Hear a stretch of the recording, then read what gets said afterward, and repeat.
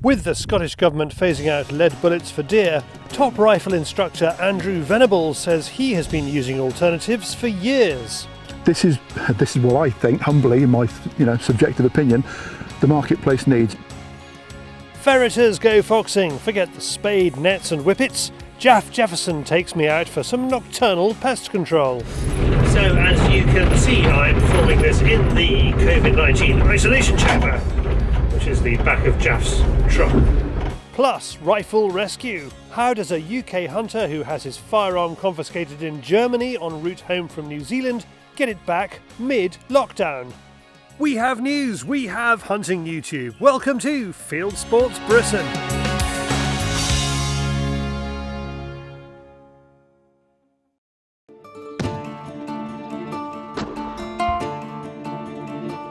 Bear in mind, this is going into the animal, rotating like that, 25 to 30,000 RPM.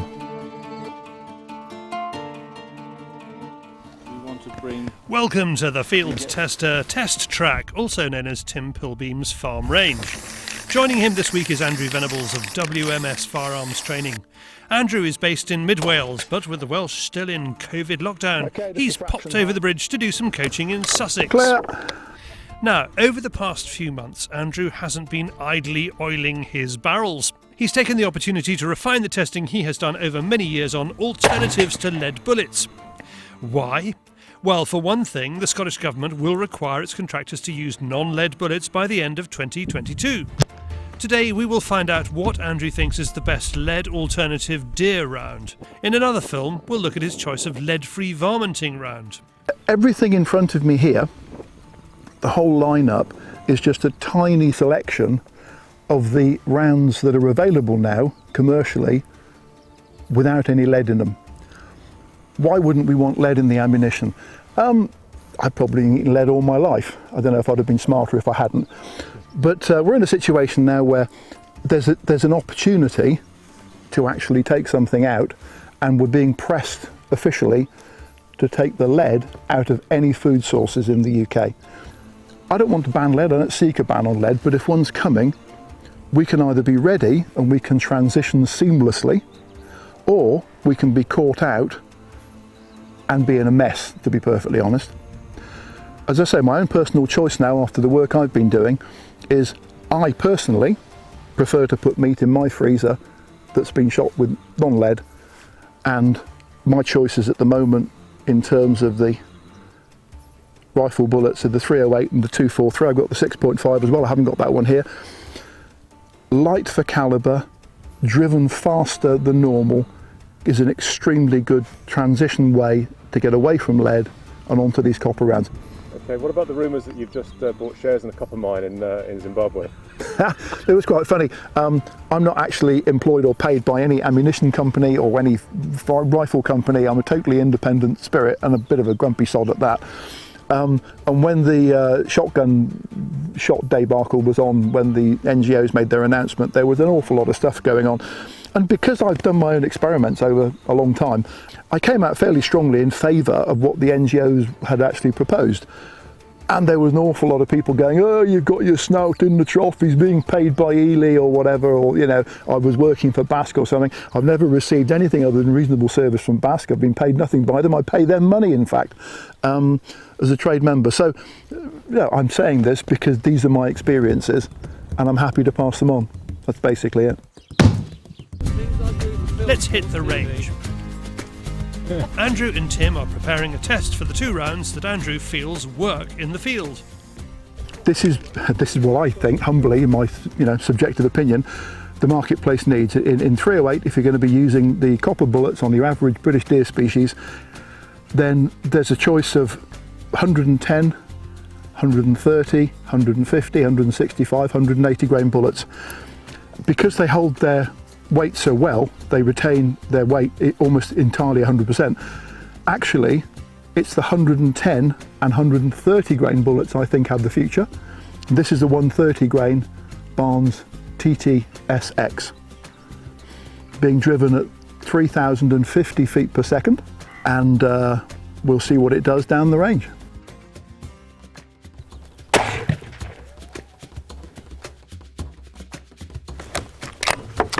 wet and clear. Thank God I hit it.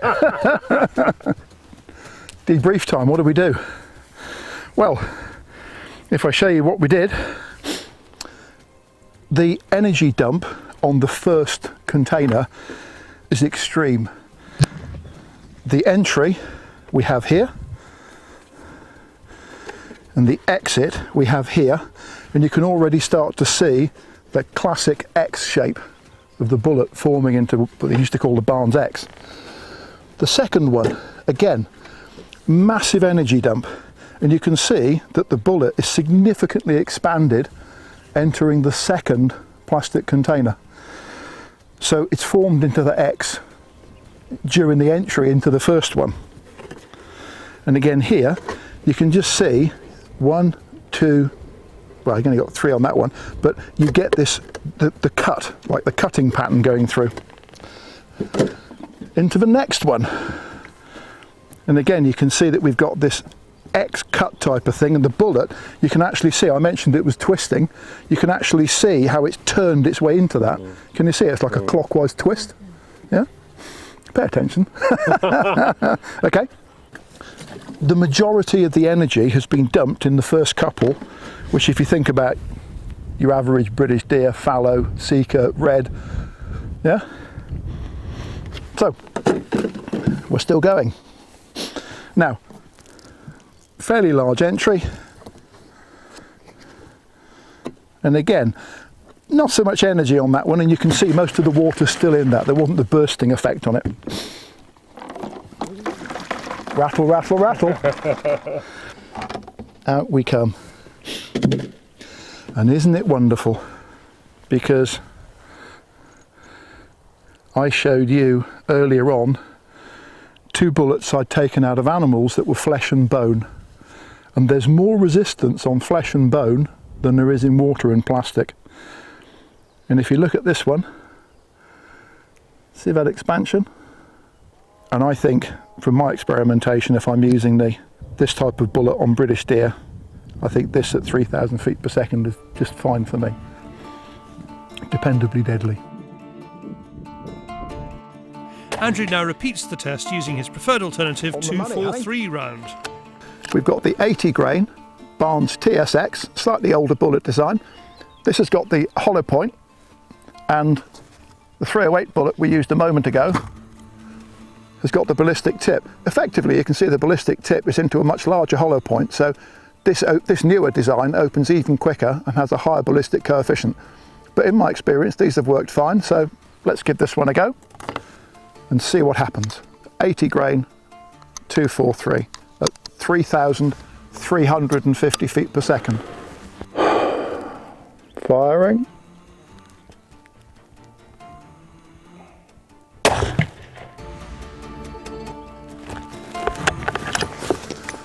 It's really interesting because that looked more like a 308 than a 243.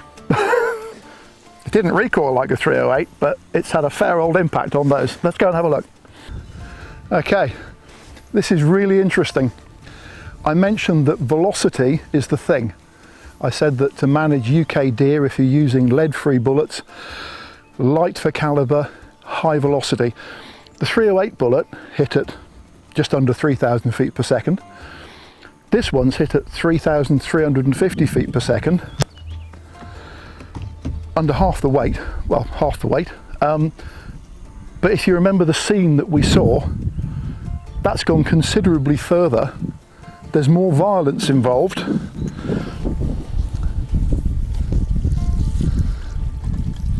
So we have a tiny entry wound, point. We've got very dramatic ripping, which is the sign of this hydraulic shock that I was mentioning earlier. Some people call it hydrostatic shock, some call it hydraulic shock. It's the same kind of thing. And this is where the water is incompressible and it's hit at a velocity which it cannot move out the way of. And you get these bursting forces involved. Okay, so that's gone in and it's come out, and you can see, very interesting this already. Can you see those spot marks there? I'm going to bet that those are the petals. I mentioned lead bullets kill to a large degree by fragmentation. One of the reasons sometimes with copper bullets people don't see such a fast kill. With the slow speed and the heavy bullet, there's no fragmentation. Now interestingly, it looks as if we've got fragmentation here. It's not a problem because you can eat copper. They can feed birds of prey on copper and it doesn't give them a problem. But that's really interesting. Here's the fifth one, and that holds the secret that we want to find out about. You can see again here on the entrance that you've got this slightly jagged effect. Obviously a much smaller bullet, and we have the exit there. Let's see what we've got.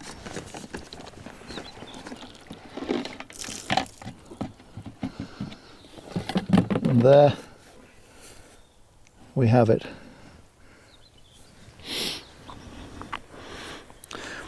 It's really interesting if you look at it compared to the others, and this is what velocity does. You can see with this one that it's curled round and they're really quite pointed in here, and this was doing about 3,000 feet per second. This one similarly, I think this one's probably going a bit slower. Now when we look to this one, I mentioned that there were some fragment damages, and because of the velocity involved, you can see that it's just snapped the tips off 1, 2, 2.5 of the petals. So we've still got it expanding to about twice its original caliber. We've got a little bit of fragmentation damage. If you want things to drop quicker, having a fragment that flies off is actually a recipe for that. Doesn't have to happen, but it's how most lead bullets are actually doing the job. We have expansion, we've got velocity, we've got accuracy, and we've lost the lead. So I want the choice. I'm quite happy to have the choice. My personal choice is this, yours may be different, but if we come to a stage where lead is out the window and we don't have that choice, I'm very relieved to know that there's an alternative around, which I've actually voluntarily switched to because I've seen the x-rays and I've seen the ballistic medium and I feel fine. I've doubtless eaten lead in my life, but now that I've seen all that, I don't really want to carry on. I've got grandkids, I want to feed them venison and I want to know that everything's fine. My personal choice. There you go. I think it's been a very worthwhile day. Andrew is keen to point out this is just his work, his experience. He wants to know what he can confidently use when he's stalking deer as a contractor in Scotland in 30 months when the lead ban comes in. To attend one of Andrew's many courses from family days to professional training, go to wmsfirearmstraining.com. Thank you, Andrew, and we will see more of Andrew and his lovely assistant Tim in coming weeks. And if you want to see a more in-depth film about any of these subjects which he covered, we've done one about meat damage and copper bullets, and we've done one about vomiting and copper bullets. So have a look in the description for links to those. And if you want to read more, you can have a look at the blog on Andrew's WMS Firearms Training website. Now from bloggers to blaggers, it's David on the Fieldsports channel, News Stump.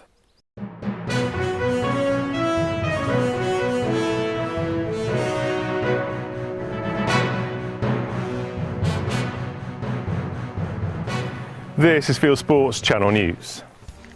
An Olympic gold medal winning shooter says that the closure of a key shooting range could be the first of many. Peter Wilson says the closing of Mid Wales Clay Target Shooting Centre shows there's a lack of support for the sport and too many organisations not doing enough to protect businesses like it. The range's closure came after a neighbour complained about the noise. I think we as a shooting community, we tend to spend far too much time fighting each other and not looking to defend our sport to the wider world. Kent Police are investigating the death of an angler. Charles Hilder, who was in his 60s, died at Lullingstone Castle after reports of rocks being thrown. The local angling society says he confronted poachers. Meanwhile, an estate worker in Perthshire was stabbed after asking people not to light fires. Checking land at Cluny Loch near Blengowrie, 57-year-old Jimmy McLean was taken to hospital with serious injuries after the assault, where he's recovering. This altercation at the Royalty Fishery in the south of England shows how tempers are flaring. You've climbed over a gate, you're on private property, and I'm asking you to take your board off our property and get in the river at the right entry point, which is the slipway. As the country comes out of lockdown, picnickers are accidentally setting light to swathes of the UK countryside. The recent hot weather has drawn people out for impromptu barbecues and has helped spread the fires that those barbecues spark. There were fires across the north of England, including this one at Moscow Estate. 200 firefighters from Northern Ireland Fire and Rescue Service tackled 3 separate wildfires, including one at Castle Whelan, and 45 firefighters from Scottish Fire and Rescue Service tackled a fire at Foldhouse. As a consequence, there are growing calls to ban disposable barbecues. On Instagram, @gamekeeper_Max posted this picture of a family ignoring signs in the Peak District and enjoying some alfresco dining. Country sports businesses across Scotland are facing losses of tens of millions of pounds because of lockdown. A survey of 32 sporting estates has shown that the green light for activities like grouse shooting and deer stalking could be pivotal to economic revival in remote communities. The survey echoes uncertainty about whether visitors will be able to participate in country sports in 2020. The poll by Scotland's regional moorland groups found that the average losses could be about £270,000 per estate. As of the 3rd of June 2020, you can still only travel up to 5 miles for stalking and shooting as Scotland comes out of lockdown. The married police superintendent who heads Britain's bird protection unit has been suspended after allegations of an affair. Superintendent Nick Lyle denies wrongdoing and told Bedfordshire Police he will appeal against his suspension. Lyle leads the Raptor Persecution Priority Delivery Group, which investigates illegal persecution of birds of prey in England and Wales. Days before his suspension, he told reporters that the lockdown had led to an increase in raptor persecution. Thanks to Ryan Hollingsworth for the story. The media and the RSPB attacked gamekeepers after 5 dead buzzards were found on a moor in Yorkshire. After the find at Bransdale, an officer from North Yorkshire Police told Channel 4 News that all the shooting investigations he's involved with at the moment involve gamekeepers on grouse moors. The RSPB has been trying to promote the message that gamekeepers have been using lockdown to massacre raptors. BBC Countryfile was more even-handed in its approach to the story, calling it a political war between gamekeepers and the RSPB. Demand for dogs in the UK during lockdown hit new heights. Prices for mongrels soared and some working pups were sold for more than £2,000 each. As lockdown eases, owners are now dumping dogs, as this post on Facebook shows. Meanwhile, lockdown has not stopped dog thefts. These 2 male Cocker Spaniels were lifted from a kennel in Woodbridge in Suffolk. The owner says she has located the black cocker, but the liver cocker is still missing. Her contact details are in the description below. Bask is fighting an attempt by Bradford Council to silence criticism of its moorland management. Bask received a letter from the council demanding the removal of a blog questioning why Baildon Moor was being mown by a tractor at a critical time for ground nesting birds. The council is also demanding Bask alter its media coverage of the incident, threatening it with exposure to the wider media. Bask describes Bradford Council's actions as rather bizarre. The council threatened Fieldsports Channel with a legal letter on the same subject, and we take the same view as Bask. A man from Limerick has been extradited to the USA to face allegations of trafficking rhino horns. 30-year-old John Slattery was arrested last week and surrendered to the US Marshal Service at Dublin Airport. He is accused of illegal wildlife trafficking related to selling and transporting black and white rhino horns for a taxidermy shop in Austin, Texas, where they were sold in New York for $50,000. Slattery surrendered himself to US authorities, but his extradition was delayed due to coronavirus. The Daily Mail has exposed a hunting guide as a hunting guide. As part of the publicity campaign for the Campaign Against Trophy Hunting's new book, which is a directory of hunting guides, credulous writers on the Daily Mail have exposed Ivan Carter as a hunting guide. Unfortunately for the Daily Mail, even Google reveals that Ivan Carter is in fact a hunting guide. Jamie Lee Curtis has got mixed up in discrimination against Fieldsports folk. A UK charity art show promoted by the Hollywood Star has dropped a sporting artist because of her subject matter. Based in Somerset, Teresa Davis's website makes it clear that she's a sporting and wildlife artist who paints hunting and shooting scenes. She was initially invited to join the show, but was later disinvited because organisers told her of people above. Hunters in the US state of Alaska will once again be able to shoot bears and wolves and their cubs and pups in the den. The National Park Service is reversing regulations written by Barack Obama's administration, which bans some of the practices for hunting the predators, including luring bears with food. The Park Service said the change would more closely align hunting and trapping regulations with those established by the state of Alaska. The state generally prohibits killing bear cubs, but it allows some exceptions in Alaska's interior region. And finally, a fly fishing outfitter has released a video of what fishing could look like under social distancing regulations. Cool, and educational video about how to come prepared for fly fishing COVID style. You are now up to date with Fieldsports Channel News. Stalking the stories, fishing for facts.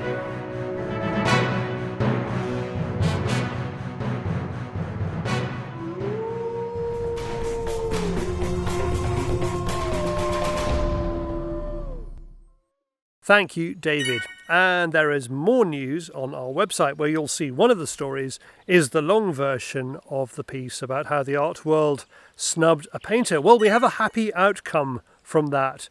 Teresa Davis has painted a beautiful picture of a grouse and she wants to offer it for sale for the benefit of that charity to one of you. All proceeds from this gorgeous oil-on canvas of a grouse will go to Children's Hospice South West. That's the charity that the art gallery is raising money for.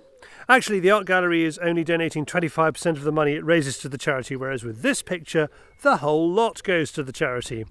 Teresa is charging £450 for the picture, and out of that, she will pay the £50 it will cost to post it to you. So please be extra generous and add a bit on if you are lucky enough to buy it. Because there is only one of these pictures, and the first person to buy it gets it. Details are in the description below, where you will also find out if it is already sold. As you can see, it's a framed oil-on canvas of a grouse. Unframed, it measures 48 centimetres by 28 centimetres. Framed, it measures 66 centimetres by 46 centimetres. Thank you very much, Teresa. And you can find out more about Teresa's work on her website, teresadavis.co.uk. Next up, the South Somerset Ferreters lock up their ferrets and go out foxing. He's lost a couple of lambs due to foxes. We've got plenty of ground to cover tonight, so hopefully we'll see a few. Did a recce earlier, plenty of grass has been cut. It's been so hot and sunny, the grass has grown like mad, you know what I mean. I have ferreted in the past. I like to keep this land for lamping, really. If I can keep both, I like to do both, you know. There's always foxes on this land. I do a lot of pigeon shooting on here as well, and rooks and stuff. So there's always something to shoot on here, which is good for me and the farmer. Well, we've got me, well, I'm shooting and driving, which can be awkward, but this is the only way we can do it tonight. Murray's going to be opening gates. We've got Emily in the back doing some filming as well.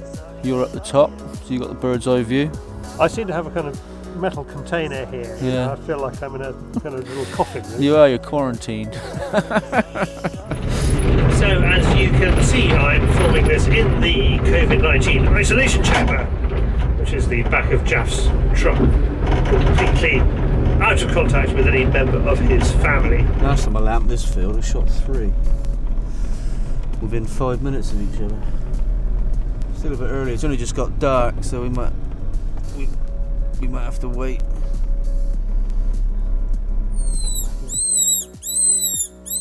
Jaf is using a lamp to spot them and night vision on his rifle to finish them off. I think we've just seen one.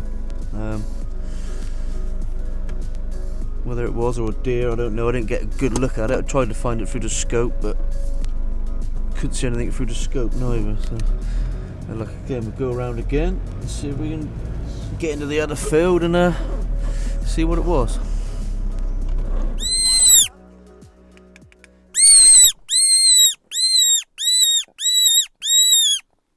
There is no shortage of rabbits here. Perhaps we should introduce the new sport of night ferreting. This one turns out to be a lucky rabbit. Follow it and it leads us to our first fox.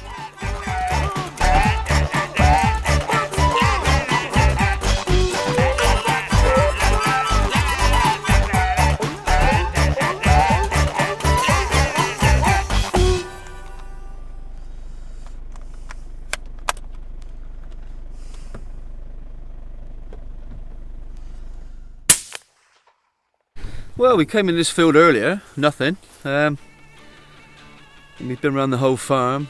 Ain't seen no foxes at all. We've seen plenty of rabbits, Came back round and thought I'd pop in again, and there he was, sat in the grass. When I hit the lamp on him, first of all, he'd squat right down in the grass. Luckily with night vision, he can't see us, but we can see him, so, you know. So yeah, result, brilliant, yeah. He's a dog fox, isn't he? Yeah, dog fox, which is good this time of year, really. And one question we keep getting in comments at the moment is, if you got all those rabbits, why are you shooting the foxes?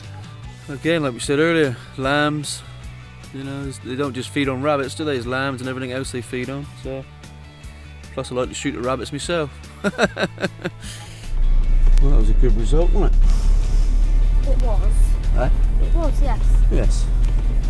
Not quite such a good result is Jaf's driving. He successfully reverses up a track and past a cattle trough, then... oh dear, into the cattle trough. Never mind, nothing too broken.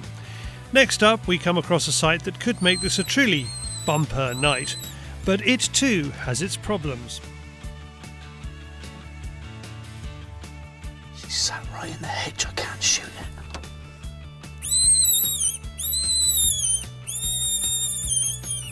Right there in the hedge, I can't pull the trigger. Can't squeak her out. I'll try and squeak it out, but...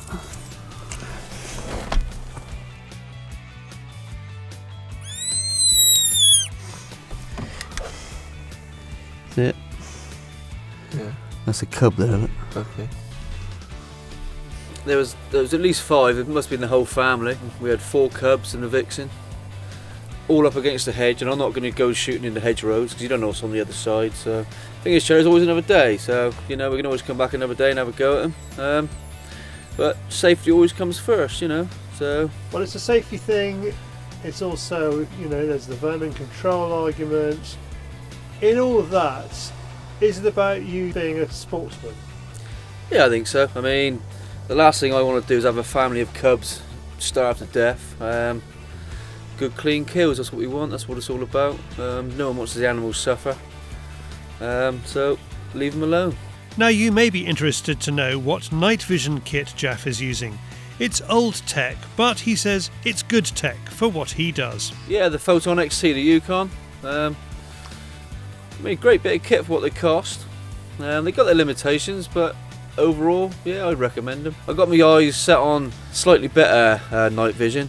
But at the moment I'll just stick with that one because it works, you know. But I mean, how far are you shooting out to with it? Well, on the land I shoot, nowhere near sort of past 150 yards really. They're all quite small fields, so that gives you kind of a good judge. But once you know your land, you get an idea of how big the fields are. Even though it's dark, you still know the lay of the land. I've been lamping on this land for about, I don't know, 10 years now, so you kind of know it like the back of my hand really, which is handy. On strange land where I go out sometimes with other people, you don't know the land, so it's hard again to judge distance. But again, safety first. Never take a shot if you're not sure. You get the big lamp, you see the eye shine first, then you got to sort of decide what it is, make out what it is. That Photon XT is a great bit of kit, but I've had to add an extra IR illuminator on the top. With its own illuminator, you cannot pick out body line. Eye shine great, but it won't pick out body outline, so I've added the extra IR on the top, but still sometimes you can't quite make out what it is. I mean, that badger I expect was a good 100 yards away, see. So again, don't take the shot if you're not sure, you know. The new Yukon Photon RT replaces the old XT, and if you are in the UK and want to buy it, Scott Country has a special offer on it at the moment. It's offering £200 off the £640 RRP at just £439.99. Click on the link on the screen. And for more action from Jaf and the South Somerset Ferreters, please visit their channel and subscribe. Thank you, Jaf. An interesting and entertaining evening as usual. Now, a quick shout out for a Fieldsports channel viewer. As we come out of COVID-19 lockdown and the shooting season starts on the glorious 12th, will you need a COVID-19 risk assessment for your shoot? Well, if you do, viewer Nigel Dunmore is a compliance and safety officer, and he's written one. He's put it on his website. You have to buy it there, but I believe it's quite a lot cheaper than you'd normally pay for it, and I put a link to his website in the description below. Thanks also to viewer James Phillips, who sends me this extraordinary footage he filmed of his dovecote outside his home in the southwest of England. The crow cases the joint, then goes back and drags a dove from the box while she was sitting on eggs. Incidentally, James runs the Farmer's Friend, a country wear shop in Exeter, which is looking forward to reopening on the 15th of June 2020 following the lockdown. Next up, travelling with your gun abroad can be interesting. Travelling back, usually less so. However, for one viewer, he had his rifle confiscated on his way home. So, how does he get it back?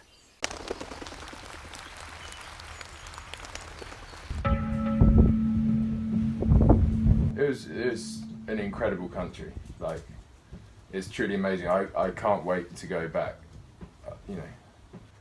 And to go back, I only just go for a month, and I'm going to dedicate that month to just no work, and I get my bull tar, go back up for another chamois. Like, that was, I've never had an experience like that before in my life. That was awesome. Sort of 1,700 feet up, you know, the wind's blowing at like 100 miles an hour. Will Thompson is talking about New Zealand, a land of plenty as far as hunters are concerned. He spent 6 months there with his girlfriend and life was perfect. The guy that we were kind of staying with and working for was like, right, well, you need to go out and you need to buy some bullets. You're gonna, you know, your job is gonna be, I want a pig or a deer every 3 days to feed everyone. You've got to look after everyone. That's gonna be your job. And I was literally like, as a kid, you're like, oh, in an apocalypse situation, I reckon I'd be very well equipped for this. My best, I got a 14-point stag. I was supposed to go for a bull tar, but then lockdown happened. So we were due to come home on the 6th of April. And then world events obviously started getting going pretty quickly. So we decided we'd try and get back a bit sooner, but obviously having the rifle with me made it trickier to get home. Will wasn't aware how tricky until they managed to get an evacuation flight to Frankfurt. Once in Germany, he was told Lufthansa wouldn't let him take his gun because Heathrow barred them, and the gun was confiscated because he didn't have a European firearms licence. I took my scope off my rifle because it's worth far more than my rifle was, and I just thought, well, you know, do you know what I mean? Like, if the absolute worst comes to the worst, I like my rifle, but if it gets destroyed, it gets destroyed. At least I've got my scope. After a month of dealing with 3 companies who said they could help but didn't, Will turned to social media. Well, I think my original post was just asking if anyone had any advice on sort of freighting a rifle from Frankfurt back home, which is where Frederic then got in touch. I heard about Will's story via Facebook. I think it was on Deer Stalking UK or one of the Facebook pages. Kind of a cry out for help. They confiscated my rifle in Germany. What can I do? I've been in touch with various companies, shipping companies, and they wouldn't do anything. And then I said, well, I'm German. I've got both an RFD in the UK and my German hunting and weapon licenses. I can only try, and that's how we got the ball rolling. Frederic was in Germany over the weekend and flew back from Frankfurt on Monday. With his firearms licenses, he could borrow the rifle and bring it back to England. But it took some organising. So I've just arrived to Frankfurt Airport to pick up that rifle. Wish me luck. So we need to manage German customs, Lufthansa, English customs, and somehow try to get that over. It's really a bit of no man's land. I mean, in Germany, I'm allowed to borrow a rifle for 4 weeks on my Jagdschein and my German firearms license, but over here, am I allowed to import the rifle or transport it for him on the RFD? So I just wanted to make double sure, so to say, with firearms licensing that I was allowed to do it. But to be fair, everyone was super helpful and nobody was really a problem or anything. Everyone really wanted to help and they all understood that these are special circumstances, so we need to kind of help each other and make sure we get the rifle back okay. Very easy, only a bit of an issue because Will has the keys and I had to break it open in order for them to check the numbers. It was very surreal arriving at Heathrow today and kind of walking into the arrivals terminals, and I obviously sent him a message saying what I was wearing, but as soon as I walked in I saw a guy and I recognised my travel case, my flight case for my rifle on his trolley, and made a beeline for him. So finally reunited. The culprits here on the table. Will's got it back. What do you have to say? I'm very excited, very thankful to Frederic for helping me get it back. I actually never thought I was going to see it again. So this is happy days. You know, restores your kind of faith in humanity that someone would be so kind and kind of go out of their way to help someone. Especially when sort of people stealing pensioners' savings or that. Do you know what I mean? So it was so nice for someone to be so genuine. Good effort, gentlemen. Now, appropriately from an airport to the wider world of hunting and shooting. On YouTube, it is Hunting YouTube.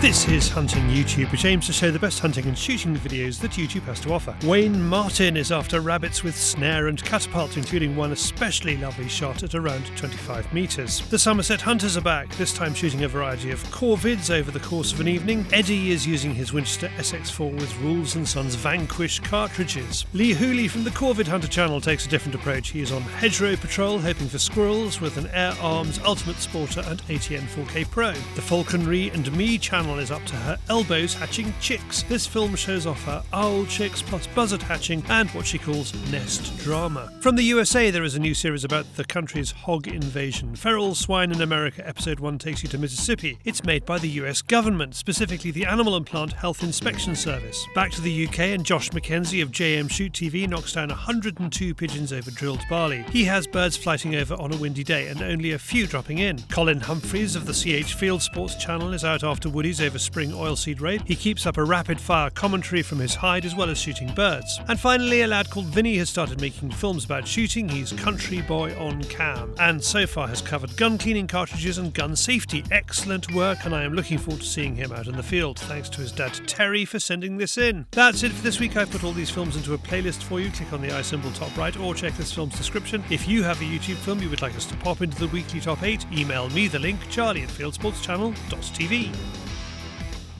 Well, that is it for this week. If you haven't done so already, please pop over to our website, fieldsportschannel.tv. You can click like us there on Facebook and on Instagram. You can follow us on Twitter, subscribe to us on YouTube, and of course pop your email address into our register page and we'll contact you about this show. Fieldsports Britain, 7 p.m. UK time every Wednesday. We'll contact you by email. You can also back us, have a look at the links to the Fieldsports Nation page on our website. There's a merry band of 500 of you who are the people who pay for the news items we make. The feature items generally get paid for by advertisers, and without the Fieldsports Nation, we'd find it very difficult to produce the breadth of coverage we do. So please do that. I'll see you next week. Good hunting, good shooting, good fishing, and goodbye.